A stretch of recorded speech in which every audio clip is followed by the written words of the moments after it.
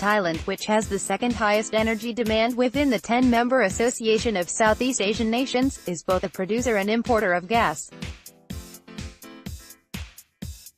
The government is keen to continue significant use of the fuel, from both indigenous and overseas sources, and natural gas and liquefied natural gas are both set to play key roles in the coming years and decades.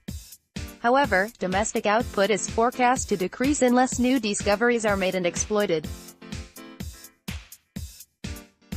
The International Energy Agency (IEA) highlighted the challenge in a report last year. We project Thailand's gas production to drop to some 18 billion cubic meters in 2040, around 60% of today's levels. The country thus is expected to become a significant importer of LNG to bridge the supply-demand gap.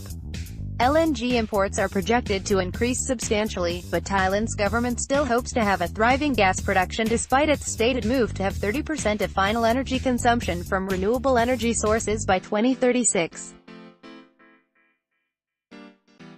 Legislation. Despite delays, the Thai authorities recently passed legislation that enables other contractual models such as production sharing contracts to be awarded in addition to the historic concessions for upcoming acreage offerings.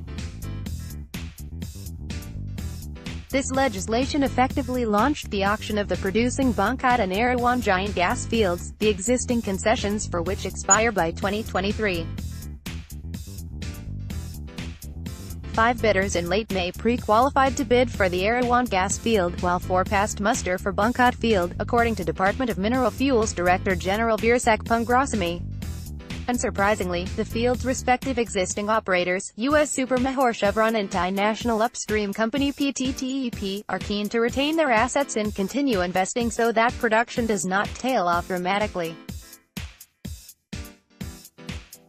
The moment we are not holding off investment, but if they delay further beyond the end of the year, maybe we have to consider that, says PTTEP President Phongsorn Thabisen. But I think we can accelerate investment once they announce us as the winner. However, success for the incumbent operators is by no means guaranteed. PTTEP also has its eye on Erawan while Chevron has thrown its hat into the ring for Bangkot. Meanwhile, Mubadala Petroleum of the United Arab Emirates and OMV of Austria have pre-qualified to bid for both assets, and France's Total is in the fray for Erawan.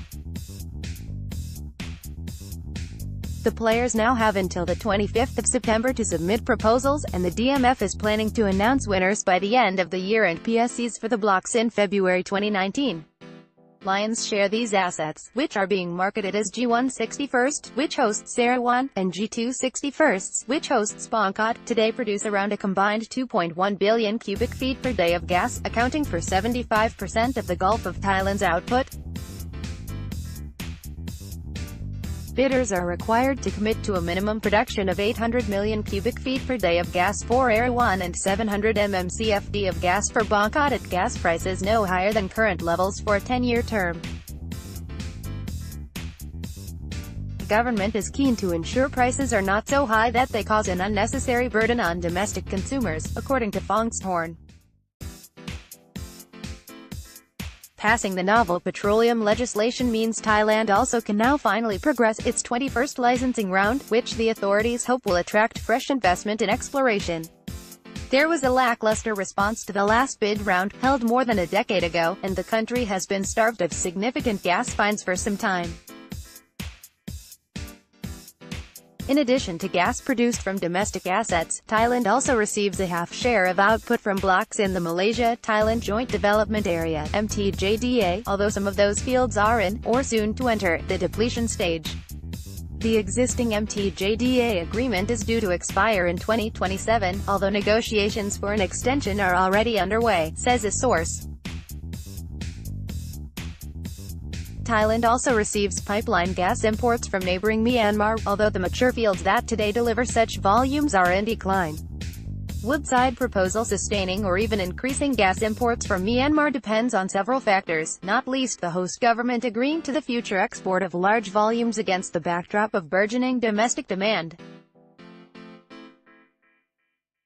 Australia's Woodside Petroleum has already proposed developing some of its gas discoveries off Myanmar via Total's existing Yadana facilities that include an export pipeline to Thailand.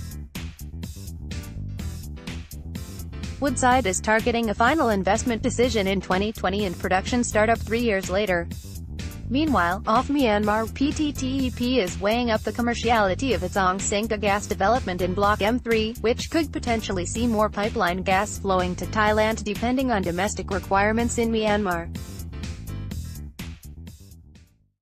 Parent company PTT is also considering deploying a liquefied natural gas floating storage and regasification unit offshore Myanmar, from which volumes could be exported to Thailand via existing pipeline infrastructure. Thailand in 2016 imported 16 billion cubic meters of natural gas, according to the IEA.